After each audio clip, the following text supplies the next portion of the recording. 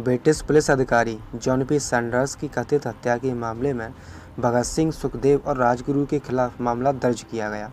British शासन ने 23 मार्च 1931 को भगत सिंह जी और उनके साथियों को फांसी दे दी।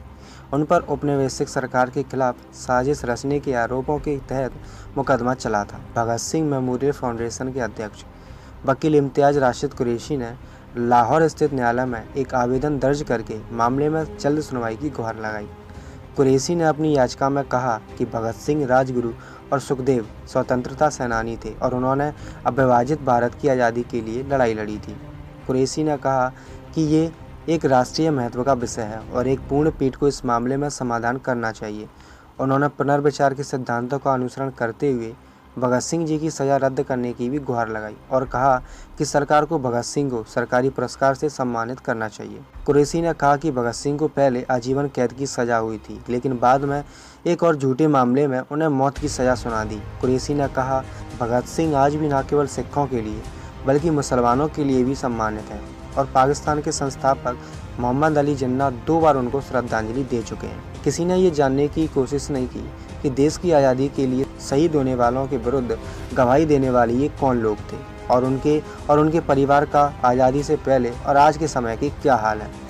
दिल्ली में जब भगत सिंह जी पर अंग्रेज़ों की अदालत में असेंबली में बम फेंकने का मुकदमा चला तो सिंह और उनके साथी बटुकेश्वर दत्त के खिलाफ शोभा सिंह और सादी लाल ने गवाही दी थी और उन दोनों को देश से गद्दारी करने का इनाम भी मिला।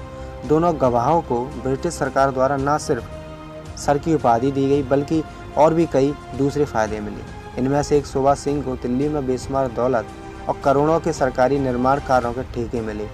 आज कनॉट प्लेस में सर शोभा सिंह स्कूल में कतार लगती है, बच्चों को प्रवेश नहीं मिलता, जबकि सादीलाल को बागवत के नज़दीक अपार संपत्ति मिली। आज भी श्यामली में सादीलाल के वंशजों के पास चीनी मिल और शराब कारखाना है। सर सादीलाल और सर शोभा सिंह के प्रति भारतीय जनता की नज़रों में बहुत घृणा थी, लेकिन सादीलाल को गांव वालों का तिरस्कार झेलना पड़ा और उसके मरने पर वहां के किसी भी दुकानदार ने अपनी दुकान से कफन का कपड़ा तक नहीं दिया। सादीलाल के लड़के उसका कफन दिल्ली से खरीद कर ले गए, तब जाकर उसका अंतिम संस्कार हो पाया था। जबकि शोभा सिंह खुशनसीब रहा। उसे और उसके पिता सुजान सिंह, जिनके नाम पर पंजाब में कोट सुजान सिंह गाँव और दिल्ली में सुजान सिंह पार्क है, सर शोभा सिंह के नाम से एक चैरिटेबल ट्रस्ट भी बन गया और अस्पतालों और दूसरी जगहों पर धर्मशाला आदि बनवाता और व्यवस्था करता है। आज दिल्ली के कनॉट प्लेस के पास 12 खंबा रोड पर जो मॉडर्न स्कूल है वो शोभा सिंह की ज़मीन पर ही है और उसे सर शोभा सिंह स्कूल के नाम से जाना जाता है। आपको बता दें कि इन क्रांतिकारियों के खिलाफ झूठी गवाही देने वालों में से सादीलाल पंजाब हिंदू महासभा का सदस्य था। पर आपको ये जानकर बड़ा ही आश्चर्य होगा कि जहाँ एक और मुसलमानों की देशभक्ति पर सवाल उठाया जाता है, एक मुस्लिम वकील आसिफ अली ने भगत सिंह जी का केस लड़ा था और वहीं उनके खिलाफ केस लड़ने वाले वकील का नाम सूर्य नारायण शर्मा था, जो आरएसएस राष्ट्रीय स्वयंसेवक संघ का सदस्य था, जो अपनी झूठे देशभक्ति के सबूत आए दिन पेश करते रहते हैं। आज तक आरएसएस का कोई भी सदस्य स्वतंत्रता आंदोलन में कहीं भी नज़र नहीं आता। वैसे इस विषय पर वीडियो बनाई जा चुकी है, आप इस वीडियो को जरूर देखें, लिंक डिस्क्रिप्शन में दे दी गई है। इस मामले में गवाही देने वाले अन्य गवाह थे दीवान चंद फोगाट और जीवन लाल। दीवान चंद फोगाट डीएलएफ कंपनी का फाउंडर था।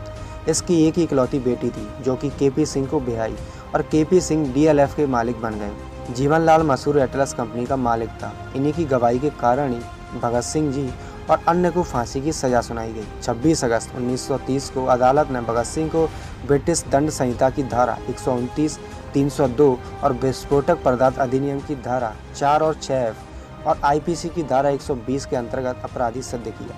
7 अक्टूबर 1930 को अदालत के द्वारा 68 पृष्ठों का निर्णय दिया, जिसमें भगत सिंह, सुखदेव और राजगुरु को फांसी की सजा सुनाई गई। फांसी की सजा सुनाई जाने के साथ ही लाहौर में धारा 144 लगा दी गई। इसके बाद भगत सिंह की फांसी की माफ़ी के लिए प्रवि परिषद में अपील दायर की गई, परंतु ये अपील 10 जनवरी 1931 को रद्द कर दी गई।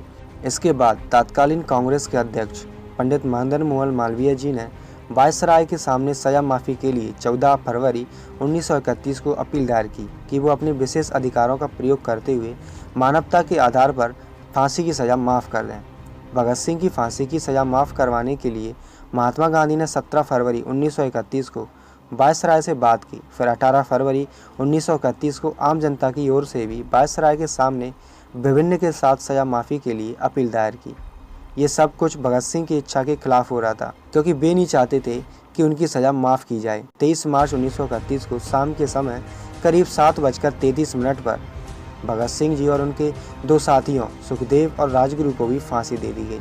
फांसी पर जाने से पहले वे लेनिन की जीवनी पढ़ रहे थे और जब उनसे उनकी आखिरी इच्छा पूछी गई तो उन्होंने कहा कि वो लेनिन की जीवनी पढ़ रहे थे और उन्हें वो पूरी करने का समय दिया जाए। कहा जाता है कि जेल के अधिकारियों ने जब उन्हें ये सूचना दी उनके फांसी का वक्त आ गया तो उन्होंने कहा कि ठहरिए, पहले एक क्रांतिकारी दूसरे से तो मिल ले। फिर 1 मिनट बाद किताब छत की ओर उछालकर बोले, ठीक है अब चलो। फांसी पर जाते समय वे तीनों मस्ती से गा रहे थे, मेरा रंग दे बसंती चोला, मेरा रंग दे बसंती चोला। फांसी के बाद कहीं कोई आंदोलन न भड़क जाए, इसके डर से अंग्रेजों ने पहले इनके मृत शरीर के टुकड़े किए, फिर इसे बोरियों में भरकर फिरोजपुर की ओर ले गए, जहां घी के बदले मिट्टी का तेल डालकर ही इनको जलाया गया। गांव के लोगों ने आग जलती देखी तो करीब आए। इससे डरकर अंग्रेजों ने इनकी लाश के अध जले टुकड़ों को सतलुज नदी में फेंका और भाग गए। जब गांव वाले पास आए तब उन्होंने इनके मृत शरीर के टुकड़ों को एकत्रित कर विधिवत दाह संस्कार किया। इतनी छोटी सी उम्र में फांसी के तख्ते पर हंसते हंसते चलने वाले भगत सिंह अपने विचारों के कारण हमेशा के लिए अमर हो गए।